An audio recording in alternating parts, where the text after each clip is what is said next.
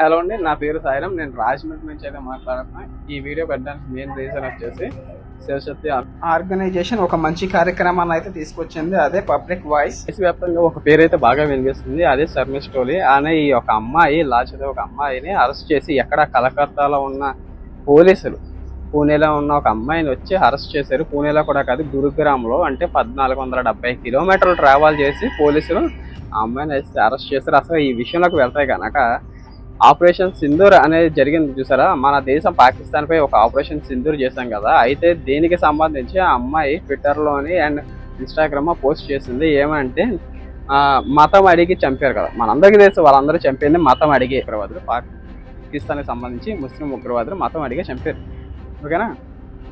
అయితే దీన్ని జీర్ణించుకోలేని కొంతమంది ఆ అమ్మాయిని ట్రోల్ చేశారు. ట్రోల్ చేసి అది కాకుండా అమ్మాయి ఏమనిందంటే బాలీవుడ్లో సంబంధించిన కొంతమంది అమీర్ ఖాన్, సల్మాన్ ఖాన్, షారుఖ్ ఖాన్ వీళ్ళెవరూ కూడా ఆపరేషన్ సింధూర్పై నోరు విప్పడకపోవడంతో ఆ అమ్మాయి కొంచెం ఘాటుగానే వ్యాఖ్యలు చేసింది. అయితే దీన్ని తట్టుకోలేని కొంతమంది ఇక్కడ భారతదేశం నుండి పాకిస్తాన్కి సపోర్ట్ చేసే కొంతమంది ముస్లింలు ఆ అమ్మాయిని ట్రోల్ చేయడం మొదలుపెట్టారు. ఈ ట్రోలింగ్ కాస్త వాళ్ళు హిందీ దేవీ దేవతలను ట్రోల్ చేశారు. అర్థమవుతుందా? శివలింగానికి ప్రొటెక్షన్ వేసి హిందూ దేవి దేవతను శ్రీరాముడిని వీళ్ళందరినీ కూడా ట్రోల్ చేస్తే ఆ అమ్మాయి కూడా చేసింది. దీంట్లో ఇప్పుడు ఆ అమ్మాయిని మీరు ఎలాగైతే పట్టుకున్నారో ఆ అమ్మాయిని రెచ్చగొట్టిన ప్రతి ఒక్కరిని కూడా మీరు పట్టుకోవాలి.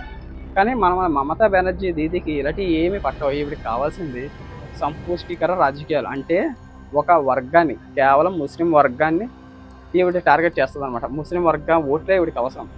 అండ్ వెస్ట్ బెంగాల్లో సందేశ్ ఖాళీలో జరిగిన ఘటన ప్రతి ఒక్కరికి తెలుసండి. ఎందుకంటే సందేశ్ ఖాళీ అని ఒక గ్రామంలో టీఎంసీ కార్యకర్త వెళ్ళి ప్రతిరోజు ఆడబిడ్డల్ని మానభంగం చేసేవాడు, రేప్ చేసేవాడు. అయితే దీనికి సంబంధించి కూడా కేసులు పెట్టిన నో రెస్పాన్స్, ఓకే. అండ్ తర్వాత కోల్కతా డాక్టర్ కేసులో ఇవన్నీ కూడా జరిగినాయి కలకత్తాలోనే. అండ్ నిన్న కాక మొన్న వెస్ట్ బెంగాల్లో హిందువులపై దాడులు చేశారు. సొంత గ్రామాలు దాటుకొని వాళ్ళు వేరే ఊర్లకు పారిపోయారు.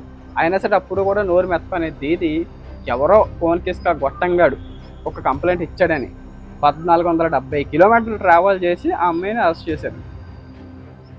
ఇది ఒక విషయం అండి. మెయిన్గా భారతదేశంలో జరుగుతుంది ఏంటంటే, ఒకవైపు భారతదేశం సపోర్ట్ చేసే వాళ్ళు ఉంటే ఇంకోవైపు భారతదేశం ఎలా నాశనం చేయాలని చూసేవాళ్ళు ఇంకా చాలామంది ఉన్నారు. అందులో ఒకడు YS Sunny Yadav and Jyothi Malhotra.